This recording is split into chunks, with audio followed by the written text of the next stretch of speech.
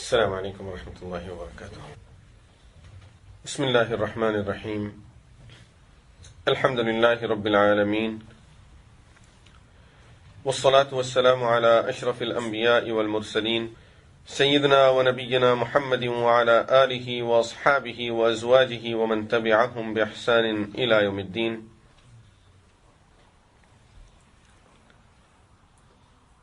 أما بعد.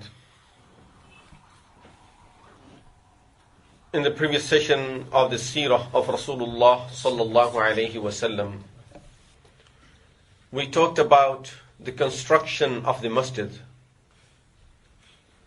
We were talking about the incidents that took place just after the Hijra of Rasulullah sallallahu alayhi wasallam to Medina Munawwara. And we talked about stationing at the house of Abu Ayyub al-Ansari radiyallahu anhu, and then building the masjid, building the houses around the masjid, moving into that house. As Rasulullah sallallahu alayhi wasallam built that masjid, next to the masjid there was a place that was designated as Musalla al-Janaiz, the place for performing Salatul Janazah. Imam Ibn Sa'd rahmatullahi alayhi have narrated in At-Tabaqat that in the beginning days, Sahaba Ridwanullahi alayhim ajma'een would inform Rasulullah sallallahu alayhi wasallam at a time when a person would be extremely sick and they would think that this person will not make it. So Rasulullah sallallahu alayhi wasallam would go to that person's place to visit that person. And he used to stay around that person, making dua for him, making istighfar for him, until the person would die. And then Rasulullah sallallahu alaihi wasallam would be present during the janazah, the ghusl and the janazah. And he would stay from the time the person was sick until the person would die. And he's buried. All of that time he would be there with those people. So Sahaba Ridwanullahi alayhim ajma'een thought that this is becoming too difficult for him, and it's taking a lot of time from him. So they stopped calling him at the time when people were sick. And they started informing him only when the person would die, so that he would come and attend that person's ghusl and janazah. And after that, Rasulullah sallallahu alayhi wasallam, as they realized that it's getting difficult for him, Sahaba Ridwanullahi alayhim ajma'een started informing him only after they prepared the janazah, so he would do Salatul Janazah on those people. And then, as Sa'd bin Abi Waqqas radiyallahu anhu narrates, that sometime Rasulullah sallallahu alayhi wasallam, after Salatul Janazah, would attend the funeral of the person, the burial of the person, and sometime he would just leave after Salatul Janazah, and rest of the people will bury that person. So anyway, the point is, they used to bring the janazah outside of the masjid, which was of course the house of Rasulullah sallallahu alaihi wasallam was adjacent to the masjid. So they would place a janazah at a certain place that was designated for that reason. It was called Musalla al-Janaiz, the place of performing Salatul Janazah. And Rasulullah sallallahu alaihi wasallam would go out there and perform Salatul Janazah. This is to inform us that it's sunnah and it's better always to do Salatul Janazah outside of the masjid, not to take the janazah inside the masjid. It is makruh, it's undesirable to take the janazah inside the masjid. Sa'd bin Abi Waqqas radiyallahu anhu, who is one of Al-Ashr al-Mubashsharah, when he passed away, it was after the time of Rasulullah sallallahu alayhi wasallam. So Aisha radiyallahu anha requested his janazah to be brought into the masjid, because it's not good for women to go out for Salatul Janazah. So she said, if you bring the janazah into the masjid, I'm already here next to the masjid, so I will perform Salatul Janazah on Sa'd bin Abi Waqqas. Rest of the Sahaba Ridwanullahi alayhim ajma'een objected to this, as the hadith is on Sahih Muslim. They said no. Rasulullah sallallahu alayhi wasallam would never bring the janazah inside the masjid. So we are not going to bring the janazah inside the masjid. Aisha radiallahu anha, although she used one incident as a proof that Sahal and Suhail ibn Bayda, these two brothers, when they died, Rasulullah sallallahu alayhi wasallam performed their Salatul Janazah inside the masjid. But that was only one incident throughout the life of Rasulullah sallallahu alayhi wasallam, and of course indicating that if there is any reason, like rain or like any other reason, then doing it inside the masjid is okay. Just like nowadays in Mecca and Medina, there is a reason for them to do it inside, and that is there are not thousands, sometimes there are hundreds of thousands of people, and sometimes they exceed millions of people to perform salah inside the haram over there. If they would request and ask all of those people to come out of one side of the masjid and then get together over there for Salatul Janazah, it won't be possible for them to do it. So, when there is a valid reason for doing it inside, then it is allowed to do it. Otherwise, it's always better to do Salatul Janazah outside of the masjid. This is what we learn from Musalla al-Janaiz, the place that was designated for performing Salatul Janazah next to the masjid of Rasulullah sallallahu alayhi wasallam. And with this, I would again remind that as we study the Seerah, our purpose of studying the Seerah is to learn the lessons. Whatever we can learn from these actions of Rasulullah sallallahu alayhi wasallam and from the ways of Rasulullah sallallahu alayhi wasallam, it will also inshallah give us a lot of understanding of different rulings of the Sharia, how they were established and what stages they went through, and what is the ruling now of those things, where we may find a hadith in the Sahih, in Bukhari, Muslim, some other books of hadith, where the hadith may deliver a totally different message. We will learn inshallah as we talk about the seerah, we'll learn in that procedure that there are some hadiths, they are very authentic hadiths, but they are talking about situations that took place at the very beginning days of Islam, and really later on that situation and that order was abrogated and it was replaced by another order. During the same period as Rasulullah sallallahu alayhi wasallam was building the masjid in Medina Munawwara, he did one more thing that was something very unique in the history of the world. Something very unique in the history of this world. And the world have never seen anything similar to that, neither in the past and nor from that time up to this time, and I really doubted if any similar example would ever exist up to the Day of Judgment. And that was the brotherhood that Rasulullah sallallahu alayhi wasallam established between the Muhajirin and Ansaar. Let us first thing look at what did he do, and then we will try to learn our lessons from it. Rasulullah sallallahu alayhi wasallam, as he realized that these people who came from Makkah Mukarramah, Muhajirin, they are called Muhajirin, they left their hometowns, they left their properties, their assets, and not only that, they even left their families. They left not only their brothers and sisters, not only their parents, they left even their children and their wives back in Makkah Mukarramah, those who rejected to embrace Islam. So, these people, they just came to Medina Munawwara empty-handed. They had nothing with them.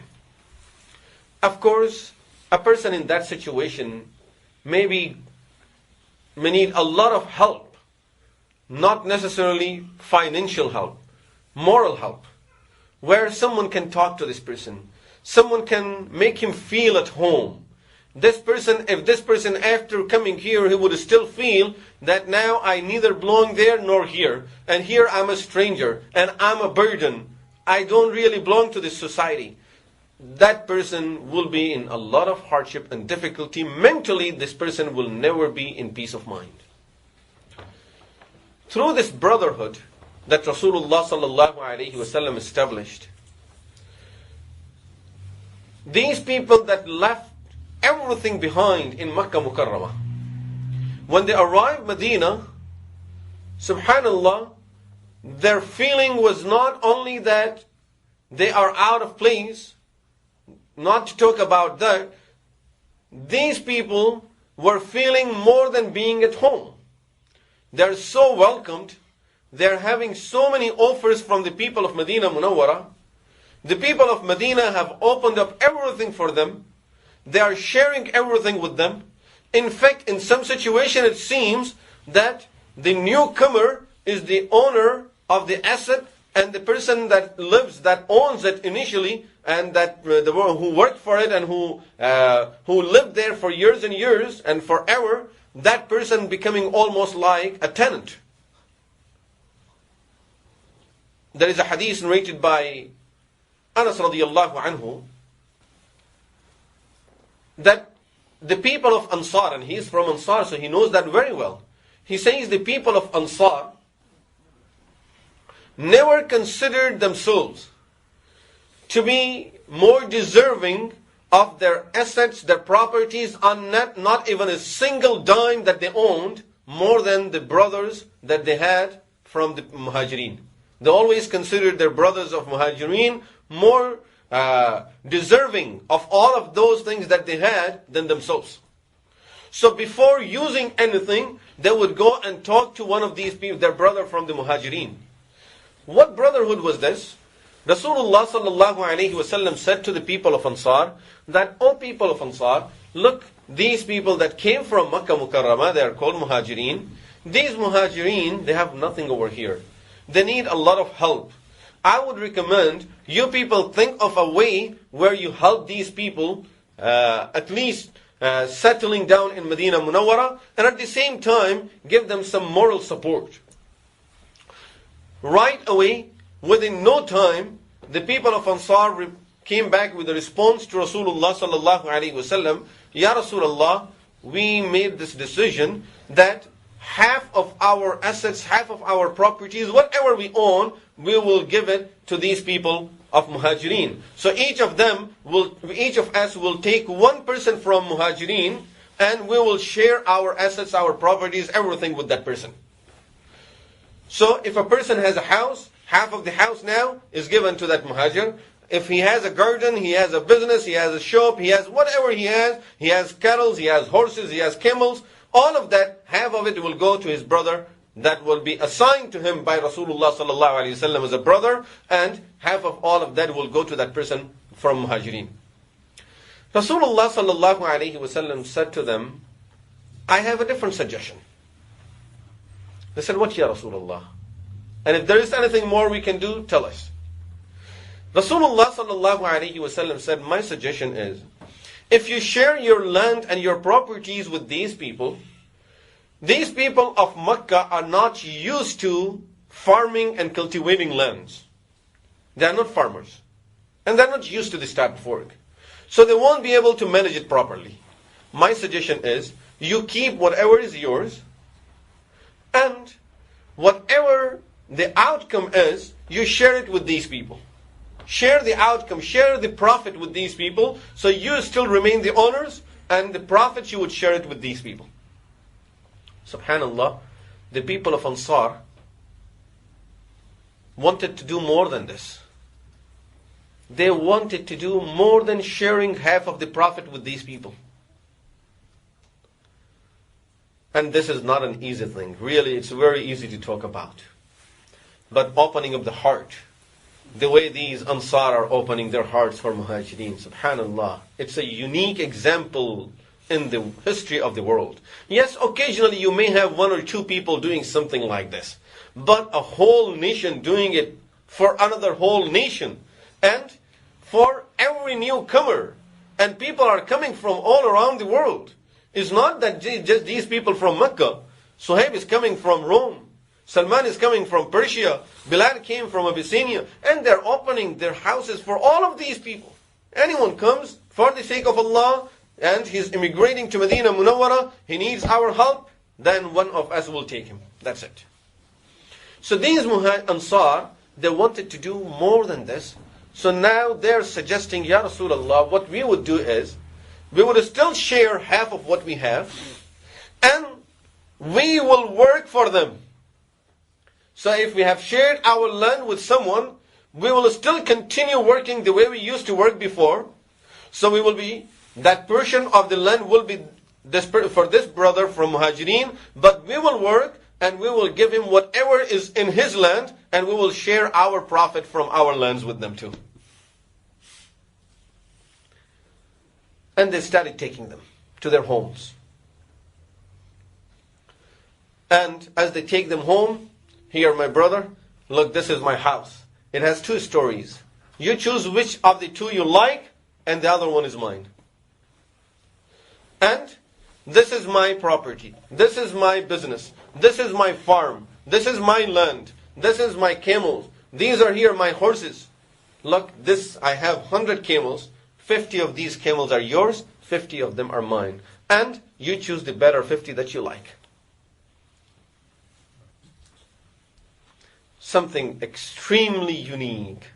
And at the same time, it shows that just by spending few days in the company of Rasulullah sallallahu alaihi wasallam, how the situation of their heart was changed.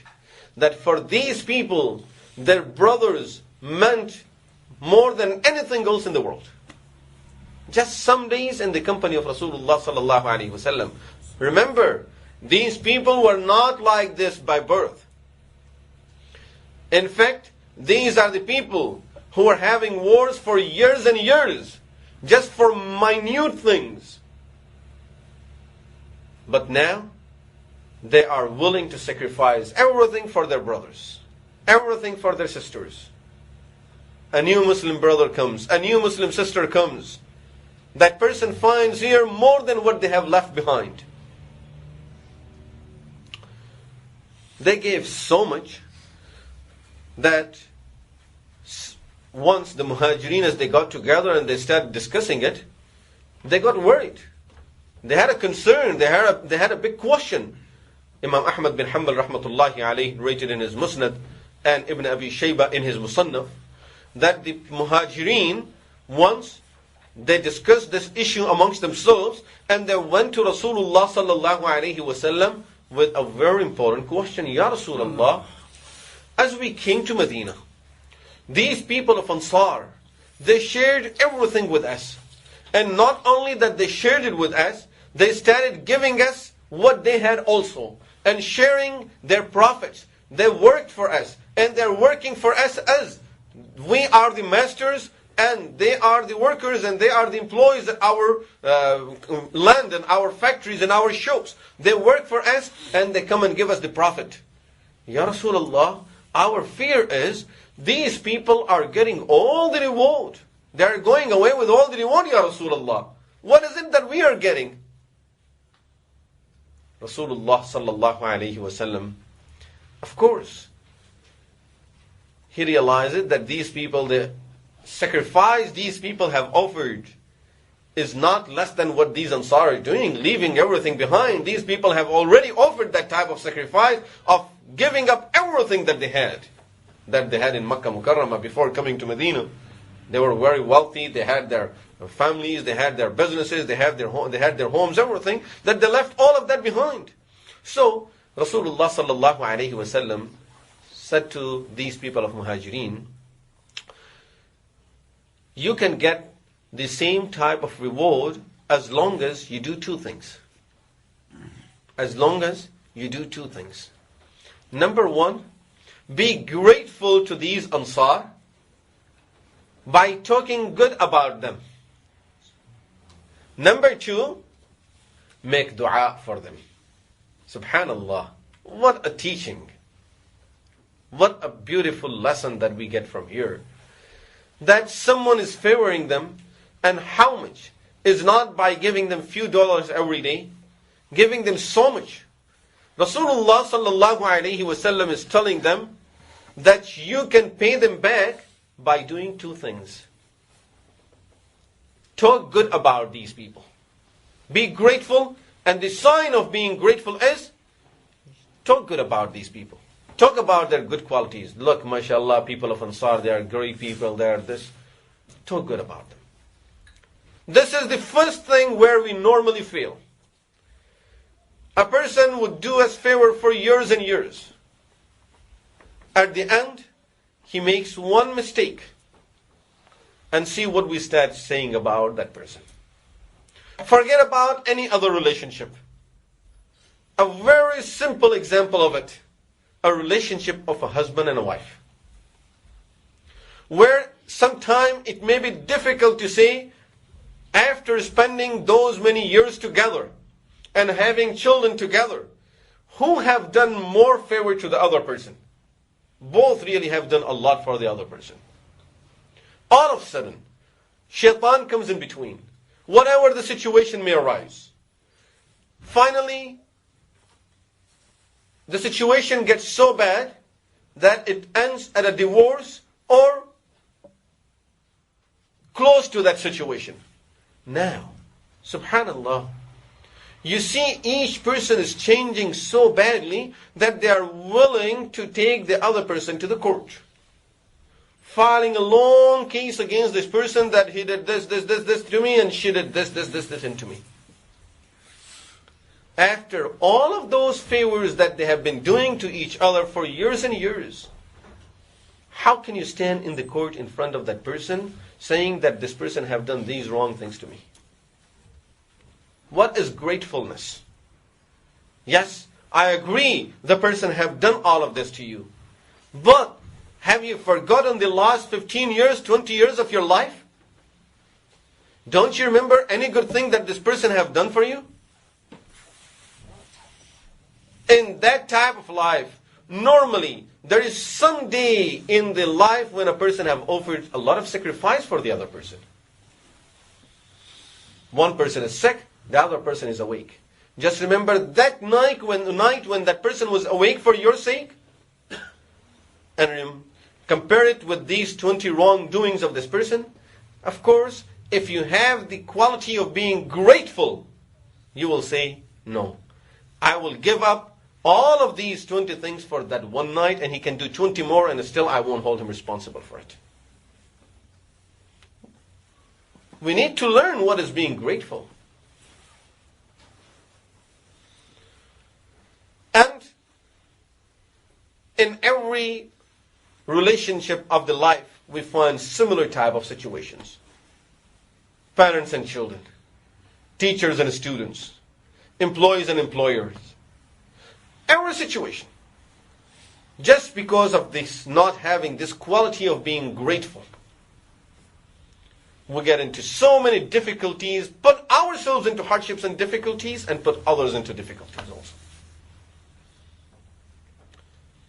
Mullah Ali Qari rahimahullah have narrated in a very beautiful book that he has written, Mirqat, the explanation of Mishkat al-Masabih, that one of the scholars had differences with his family. And these differences, of course, they are not necessarily only in the bad people or people who are doing wrong.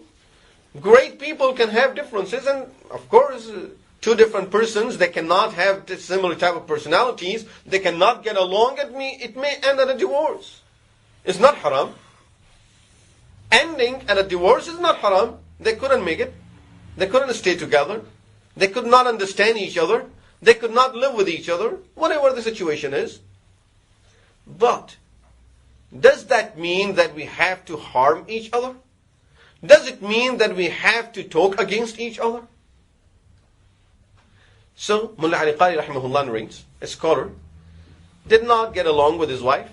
So people started coming to him as normally it happens, and they're asking him, what happened? Yeah, we know this family is not good, and these type of things. They're expecting him to say something. So he says, listen, my brothers, she is still my wife.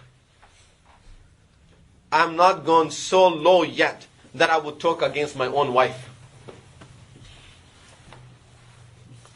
So they waited until he divorced his wife. After divorce, they went to him. Can you tell her something about her? Why did you divorce her? What was wrong with her?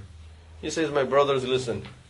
I have divorced this woman, and after divorce, now no more relationship exists between me and her. She's someone else's daughter and someone else's sister now. How can I talk about other people's daughters and sisters? Does Islam allow me to do that? I'm not going to say a single word against her. Yes, it was differences between me and her, but don't expect me to say anything against her. Subhanallah. This is really something that we need to learn. And we will inshallah have some sessions to talk about this quality of being grateful. And especially inshallah, we may cover some of it as we will talk about the names of Allah in those sessions, and Allah being Ash-Shakur, grateful.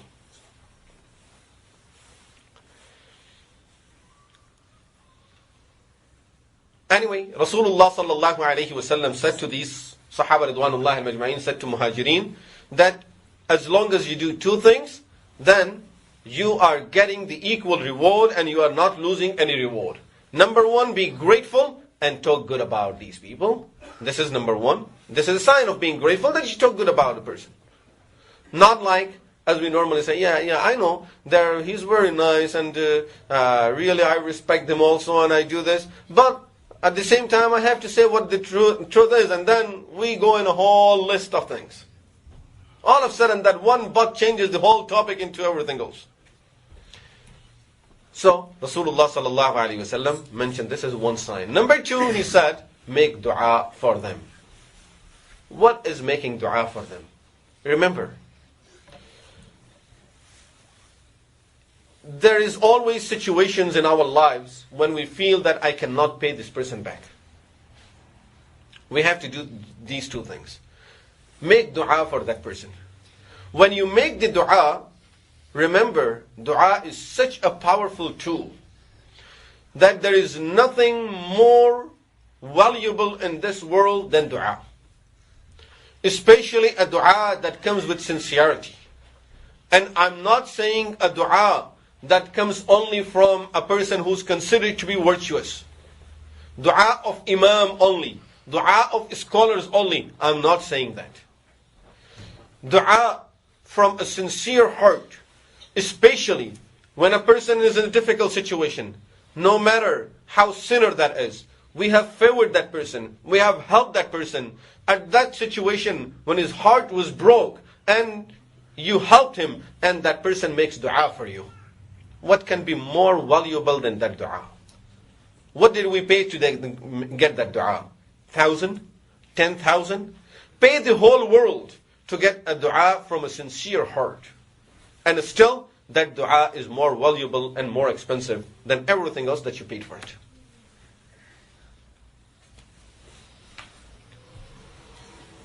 This is something that we need to realize.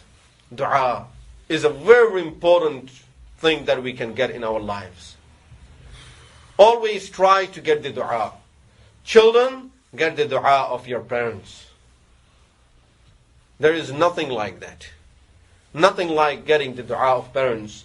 And parents, make dua for your children. You have something very valuable for your children.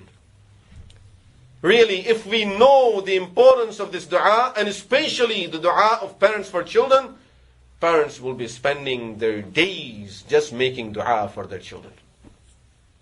As we spend our hours and our days and our lives working for them, to earn for them, we will be spending our times, our nights, our free times, making dua for our children.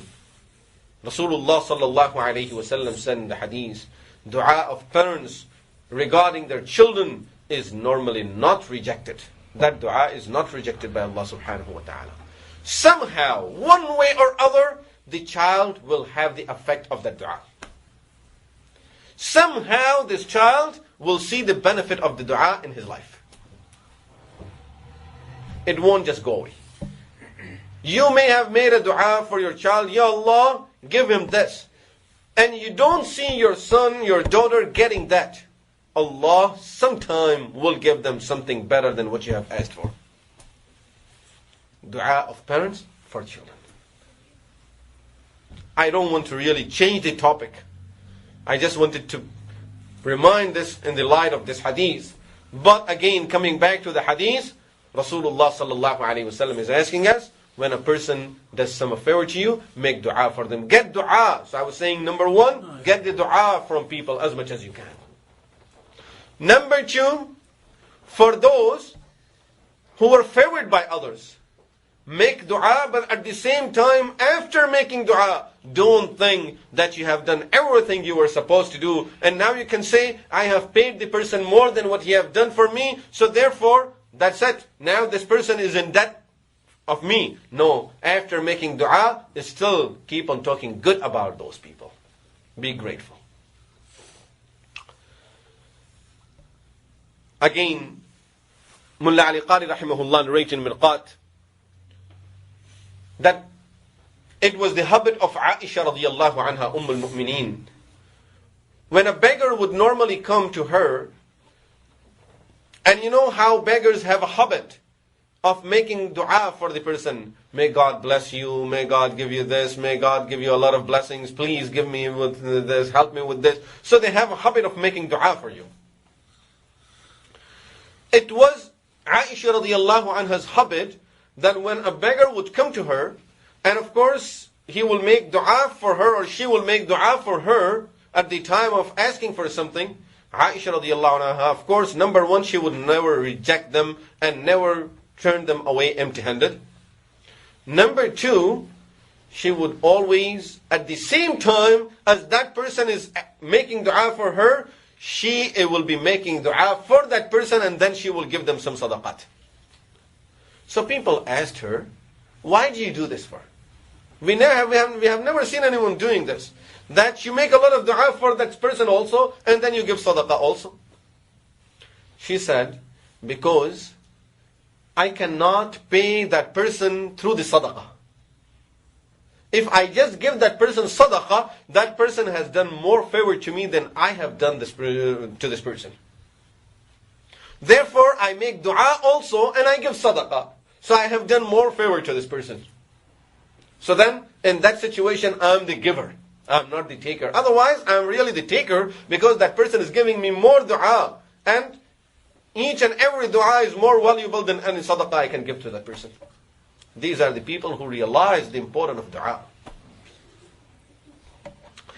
So, Rasulullah sallallahu alayhi wasallam said to Sahaba ridwanullahi alayhim ajma'een that make dua for these people and be grateful to them. As a sign of that, keep on talking good about these people. In the initial days of this Islamic brotherhood, after Rasulullah sallallahu alayhi wasallam established that brotherhood, the order came from Allah subhanahu wa ta'ala that إِنَّ الَّذِينَ آمَنُوا وَهَاجَرُوا وَجَاهَدُوا بِأَمْوَالِهِمْ وَأَنفُسِهِمْ فِي سَبِيلِ اللَّهِ وَالَّذِينَ آوَوا وَنَصَرُوا أُولَٰئِكَ بَعْضُهُمْ أَوْلِيَاءُ بَعْضٍ. These people now are related to each other, which simply refers to they will be inheriting each other. So now after this brotherhood was established, the rule was this person, the person who's from Ansaar, if he would die, his own brother will not inherit him anymore. This person from the Muhajirin will inherit him. And if a person from Ansaar, from the Muhajirin will die, then his real brother will not inherit him. This person from Ansaar, his brother from Ansaar will inherit him. That was the rule. After the battle of Badr, then the order was changed, and the next ayah of Surah Al-Anfal was revealed. These are the ending ayahs of Surah Al-Anfal. وَأُولُو الْأَرْحَامِ بَعْضُهُمْ أَوْلَى بِبَعْضٍ فِي كِتَابِ اللَّهِ. That now the people who were related, blood relationship, will take over that situation again, and they will be inheriting each other. But this order was only for the beginning days of Islam, where there was a need to establish a strong community. From this we also really learn how Rasulullah sallallahu alayhi wasallam established the brotherhood amongst the Sahaba ridwanullahi alayhim ajma'een, and where did they get that strength in that community? It's not by holding conference about Islamic brotherhood, and at the end of it, no one wants to even talk to each other. This is how Rasulullah sallallahu alayhi wasallam established that brotherhood. That these are the people who are staying together. They are sharing everything with others. And not only that, at the end, the approval from Allah is such that He would even reveal the ayah that they would even inherit each other. After that, the rule of the inheritance as it was abrogated, but the rest of the ruling was still there. of sharing, and they used to share their properties, their assets, and everything that they owned with their brothers from Muhajirin, from the who would come to Medina Munawwara. Very briefly, an overlook of the situation of Ansaar, telling us the type of sacrifice these Ansaar offered after becoming Muslims. Number one, they shared their assets, their properties with Muhajirin, so half of the wealth is going that way. Number two, from whatever they are earning, they are still giving it to these Muhajirin. Number three, they are giving a lot of sadaqat that are required to build a masjid, and they are required for preparing the armies that were going out for jihad. Inshallah, we'll talk about that in the next steps as that point would come. So, there a lot of their sadaqat are going in that directions. Then, they are paying the zakat also. On top of that, this is where their earnings are going. Now, they have 3 to 4 more different avenues where they have to spend. And expenditure is not only a few dollars out of, or few 2-3%. Initially, the first step was half of everything they owned. And then, they are giving sadaqat, and when we look at the hadith of their sadaqat, of course, these were the people who would not be satisfied by giving few dollars out of what they owned. Sometimes they are giving 1/3 of everything that they have earned. On top of that, their income was reduced. How? By sharing, number one. Number two, if we take a general look at the life of Sahaba Ridwanullahi alayhim ajma'in, we will see that about 1/3 of the time, from the time Rasulullah sallallahu alayhi wasallam came to Medina Munawwara, 1/3 of their time was spent out of Medina. In different battles, in the trips to Hajj, Umrah, and to the battles. 1/3 of their time was spent out of Medina. So the sources of the income are reduced and the expenses are increased. Not a single day you would hear any of them is complaining, or saying that now we are having little difficult time because of these same things. No complaints. This is something that Allah subhanahu wa ta'ala really loved from the people of Ansaar, and He talked about it in Quran also. Rasulullah sallallahu alayhi wa sallam therefore required us that we must love Ansaar. He said in the hadith, Hubbul Ansari min al-Iman. It is part of our Iman to have love for those Ansar. And subhanallah, after knowing these things about Ansar, who will not have love for those people? Who would not love those people with these qualities? Yes, there may be some people. Those who don't like these qualities of helping others. Those who don't like to see others being happy. All they like to see is they themselves being happy. They like to get all the happiness for themselves. And of course, there is a large number of people in the world of those kind of people also, who would just love to see themselves having a lot of fun, having good time, and they don't like to see a smile on others' faces. It upsets them when they see others smiling. There are those kind of people too. This is why Rasulullah sallallahu alayhi wa sallam said, Hubbul Ansari min al-Iman. To love Ansar is a sign of Iman. A person with Iman who would know these things, for sure he will carry that love for the people of Ansar, because every mu'min will have these qualities in him and her that he would love, and she would love these qualities from people. Rasulullah sallallahu alayhi wa sallam, at the same time he realized that the people in Medina Munawwara are suffering from one thing, and that is, they don't have sweet water in Medina. Most of the wells that were in Medina Munawwara, the water in those wells was bitter and was not drinkable. There were only few wells in Medina Munawwara. They were privately owned. They had sweet water and everyone was in need of buying water from them. One of them, a big well, that was enough to provide water for all the people of Medina was called Bi'r Ruma. It belonged to a Jew in Medina Munawwara, and of course he used to sell the water by glasses.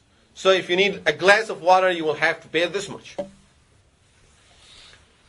Rasulullah sallallahu alayhi wasallam made this announcement in the masjid. Who would buy Bi'r Ruma from that person? And the price I would pay him is a well in Jannah, a fountain in Jannah. Uthman radiallahu anhu, as soon as he heard it, he left the masjid quick. And right away he goes to that Jew. He asked him, would you like to sell this well? And of course, no, this is too expensive. I don't think you can pay for it. He says, okay, tell me, what do you want for it? And he came up with some very high price. To his surprise, Uthman radiallahu anhu right away says to him, okay, it's sold. It's a deal. And he pays him that amount because he knows what he's getting in return is much more valuable than what he's spending.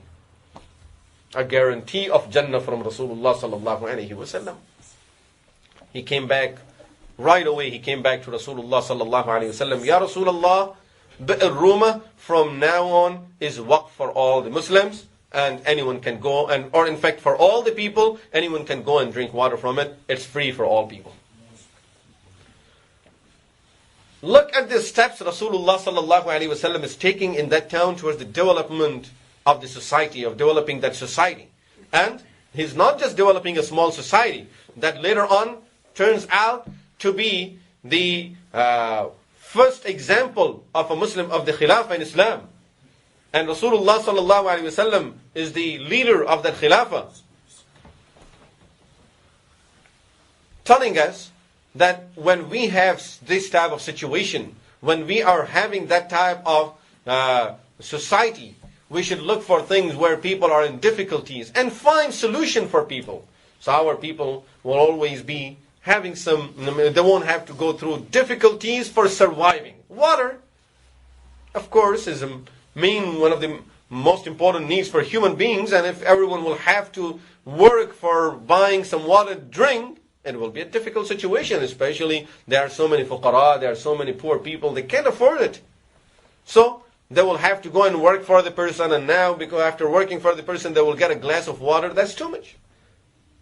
Rasulullah sallallahu alayhi wasallam made it waqf, and he encouraged them, and Uthman radiallahu anhu donated that, and he made it waqf for all the people. It was during the same time, of course, the masjid have just been built. And as I mentioned earlier, if you remember, in those days there was a disease in Medina Munawwara. Most of the Sahaba were affected by that. Their situation got so bad that they could hardly stand up for doing the salah. One day Rasulullah sallallahu alaihi wasallam came to the masjid, and he saw that most of the people are sitting down and doing the salah. Rasulullah sallallahu alaihi wasallam at that time, he said to them that doing salah is standing up will double the reward for you. So by hearing this, most of them, they stood up and started performing the salah standing up. The reason I mentioned this hadith, so we know the background of this hadith, because there are some other hadiths where Rasulullah sallallahu alaihi wasallam said that when a person performs salah sitting down, will get half of the reward than doing the salah standing up. This hadith that we have just talked about is not referring to that point, to that topic. Remember, there are two different rules. Number one, if a person is doing nafil, and you do the nafil sitting down, you will get half of the reward than you will get it by doing it standing up. So if you are doing a nafil prayer standing up, you will get the full reward. You perform 2 rak'ah nafil sitting down, you will get the reward as if you have done 1 rak'ah standing up. Half of the reward. Still we are encouraged, for people like me especially, I would say, And if you think that you are in the similar situation as mine, then please use this opportunity. And that is, many times we feel so lazy to get up and do the salah. After salah you feel that, okay, let me get up and do 2 more rak'ahs, and there is a feeling, I'm so tired. Okay, you're tired? Sit down. Well, as you're sitting, Allahu Akbar. Do 2 rak'ah salah while you're sitting down.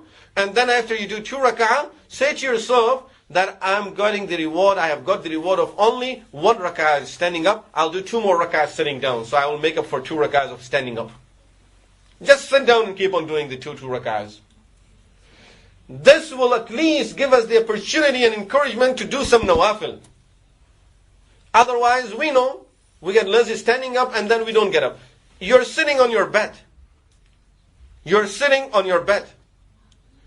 And you don't feel like getting up, but you have wudu. Face towards the qibla while you're on your bed. Perform 2 rak'ah and you're on your bed. Now, what excuse do we have? And as I said, for people like me, it's alhamdulillah, it's a great ni'mah of Allah subhanahu wa ta'ala, that at least we can do something now. And we can start. And after we start doing it, believe me, do it for a couple of days, and you do 2 rak'ahs, then 2 rak'ahs, then at the end you may say to yourself, you know, I'm doing it anyway, why not stand up and do 2 more rak'ahs? But at least start with these, doing the salah sitting down. Shaitan will come and tell you, oh, you know, you will get half of the reward. So later on, this is the point. Later on, you do 2 rak'ahs standing up. No, not later on. This is the time. Use it at this time. Later on, inshallah, I will do more if I can. But let me at this time do what I have to do. Anyway, so this is one thing. And that is doing salah, sitting down in normal situation when the person is not sick. You can do nafil sitting down. You will get half of the reward than doing it standing up. But you cannot do fard prayers sitting down. Number 2, if the person is sick, cannot stand up, it's extremely difficult for this person to stand up. He's allowed to do even the fara'id sitting down.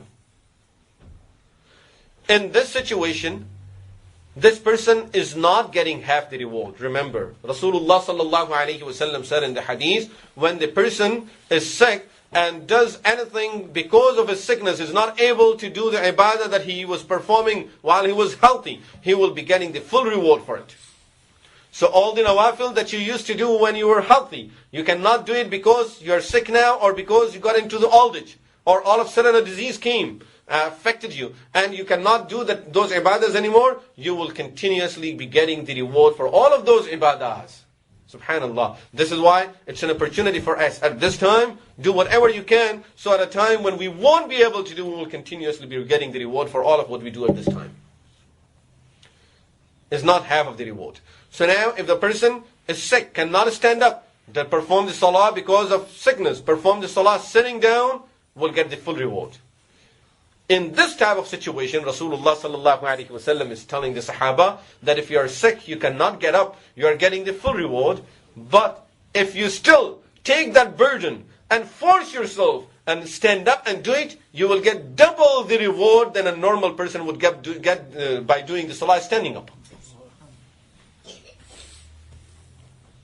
Here we can understand this hadith. And there is continuation to the hadith. That many times, I open a book of a hadith or book written by people who are trying to explain a hadith. They are not able to explain this next portion of the hadith where it says, Rasulullah sallallahu alaihi wasallam said, if a person will perform salah sitting down, will get the reward, half of the reward, or will get double the reward than a person who would do it laying down. You are not allowed to do the salah laying down in normal situations. You cannot. Not even the nafil. Don't do it. We cannot do it laying down in just normal situation. What this is referring to, this situation. The person is sick, is not able to sit down.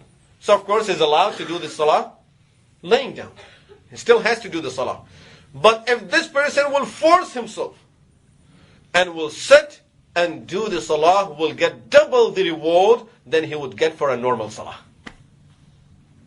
This is what these hadiths are referring to. And this is what we learn from this situation. SubhanAllah, every situation is a great lesson for us that took place at the time of Rasulullah sallallahu alaihi wasallam.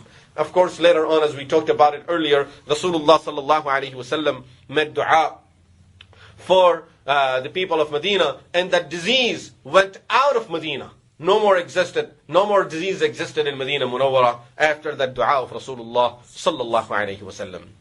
During the same first year of Hijra, Rasulullah sallallahu alaihi wasallam did one more thing that was very important and shows a great achievement and at the same time wisdom of Rasulullah sallallahu alaihi wasallam. Most of the people of Medina were of two clans. They belonged to two clans, Aus and Khazraj. And majority of these people had embraced Islam. So they were Muslims. There were three more clans in Medina. They were smaller in number in comparison to these two, Aus and Khazraj. But still, these three clans existed in Medina Munawwara, and they rejected to accept Islam. Those were the three clans of Yahud, of Jews, in Medina Munawwara.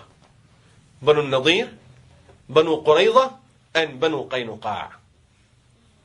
These three clans of Jews, they rejected to embrace Islam.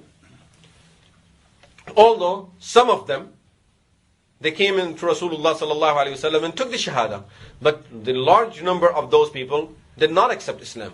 Rasulullah sallallahu alaihi wasallam went to these people, and he said, "Look, we will be living in the same town. We have to live together. Why not have a treaty where we can understand each other better, and we know on what terms we get along and live together, and how we are going to be dealing with each other." As he took that step, this was a major step, a very important step in establishing that rule in Medina Munawwara and peace in Medina Munawwara. There were many conditions in that treaty, part of that treaty. Some of them that I just like to point out for us to understand what type of treaty was. That Muslims and Jews that are living here, we will not fight each other, we will not hurt each other, we will treat each other just the way we treat our people. Another condition was that if any other power from outside of Medina will attack any of us in Medina, we all together are going to be defending each other. We all together will defend Medina and the people of Medina. So it's not that we will say, no, it's only they are taking the Jews, and Jews are going to say, no, they are taking the Muslims, and we have nothing to do with it. We will not be just sitting back. We will always be helping each other in those situations. Number 3, none of us will help any other power against each other.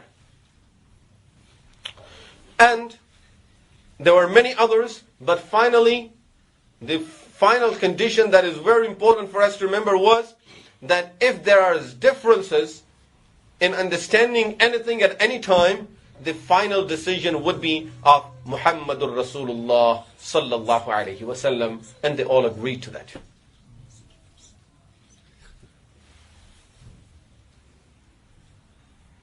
One thing that we need to remember about this treaty, and that was, remember this treaty was at the first year of the Hijra, where most of the rules of Islam were not established. So if anyone needs to use this as an example, for any reason, first thing we have to refer back to the complete conditions that were mentioned in that treaty. They are narrated in Al-Bidayah wa Nihaya, in the 3rd volume of Al-Bidayah wa Nihaya by Imam Ibn Kathir rahmatullahi alayh. Number 2, then you have to refer to the books of fiqh that talk about these conditions, because there may be some abrogation later on in the orders that were there in that treaty, because this is only the first year of the Hijrah, and most of the rules of Islam were established later on after this period. So this is something that we need to remember. As far as Rasulullah sallallahu alaihi wasallam making that treaty with them, he made it and he was firm on it. Not a single condition of that treaty was violated by Muslims at any time.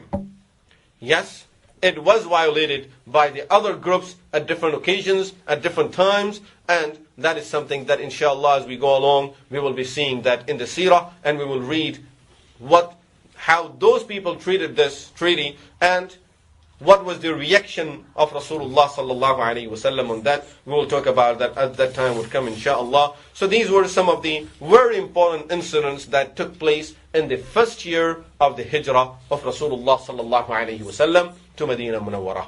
Inshallah, in our next session, we will talk about the incidents, and we will get into the incidents that took place in the second year of the Hijra to Medina Munawwarah. أقول قولي هذا وأستغفر الله لي ولكم ولسائر المسلمين والمسلمات وآخر دعوانا أن الحمد لله رب العالمين.